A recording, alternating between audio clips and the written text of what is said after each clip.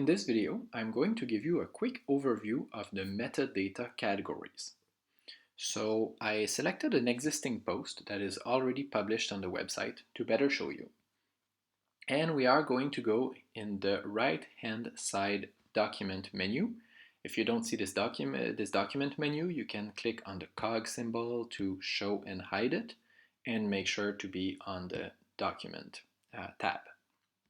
So the first category we see is status and visibility. It shows that this is a public post. It shows the publication date, which can be modified, as well as the author. And the publication date is set automatically when the post is published, and it determines where it's going to be visible on the website, because the website shows posts from the most recent to the oldest. Now we have revisions, we're gonna ignore that, and we are going to go to permalink. The permalink metadata basically only allows you to see what the URL of this post is. You can see here it's nunaviceyes.com.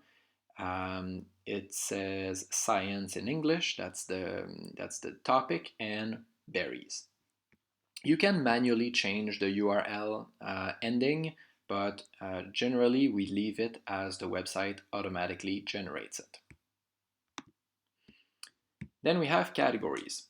Categories are to describe what type of resource is present in this post.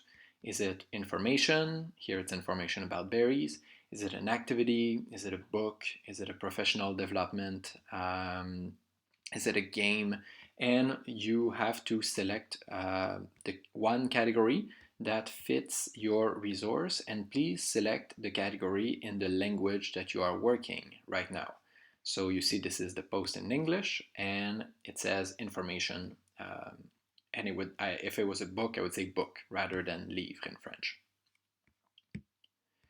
Now let's go to tags. Tags are the keywords associated to that post. So you can see here a variety of tags. They are all starting with a capital letter. Each word is its own tag, and we have very specific tags about the names of the berries, plant reproduction, climate, and ArcticNet, which is the partner that created this resource. We'll talk a lot about tags later. Next is collection. Collections are only for posts that are part of larger units. So let's not take too long on collections right now. But we have a unit on igloo building that has a lot of posts, and we also have a unit on Inuktitut grammar, and these are collections. When users search for them, they will show all together in a bundle. Then we have seasons. This is under construction. We want to replace these seasons by more Nunavik appropriate seasons, and it will allow you to select, if it's the case, if your post is fitting under a specific season, and it will allow us to show seasonally relevant resources when users go on Nunavik Ice. Then we have the subject. This is for the school subject or topic, so that's a science post. Sometimes your resources are interdisciplinary, but please try not to select too many subjects, because then it just becomes very hard to find. So please use subjects sparingly, and again, select the subjects in the language that you are working. So if you're working in English, select, for example, like sciences in English rather than in French. Now you have the theme. The theme allows our users to search by different kind of categories or themes if they are doing interdisciplinary work. So they could see all posts on animals. Currently, we should probably add a theme about plants, but we don't have a lot of posts on plants. But eventually, we would add a new theme for plants. The featured image is a metadata that is visible to users. It's actually the little image that people see when they are searching for resources on Nunavik Ice. We will talk about cover images a little bit later.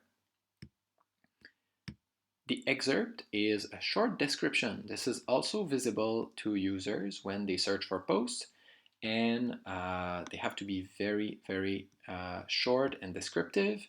And along with the title and the featured image, they are the only three things that are visible to users before they open the post. So use these words, make them count. Discussion, we're gonna ignore that for now. Same thing with post attributes, and we're gonna jump to languages.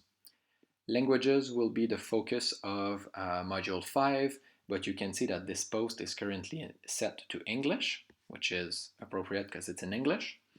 And you can see that there are language versions in French and in Inuktitut that already exist on the website.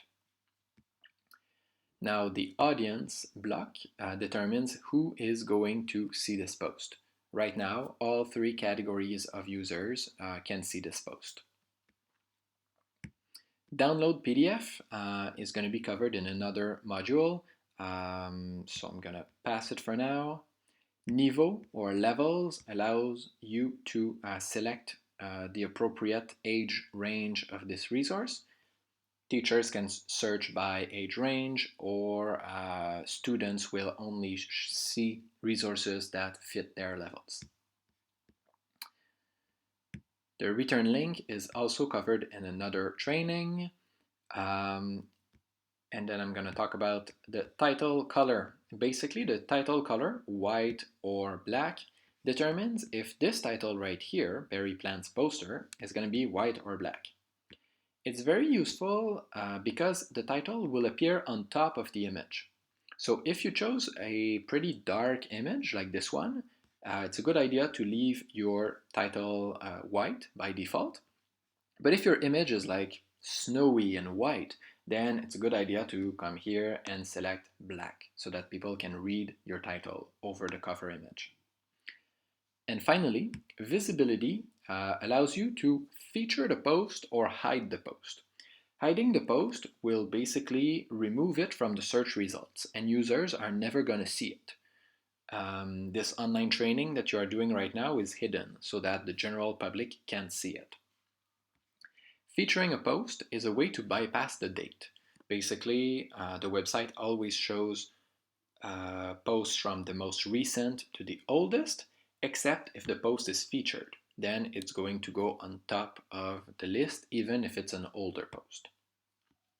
And that's pretty much it for the description of the metadata in the document section.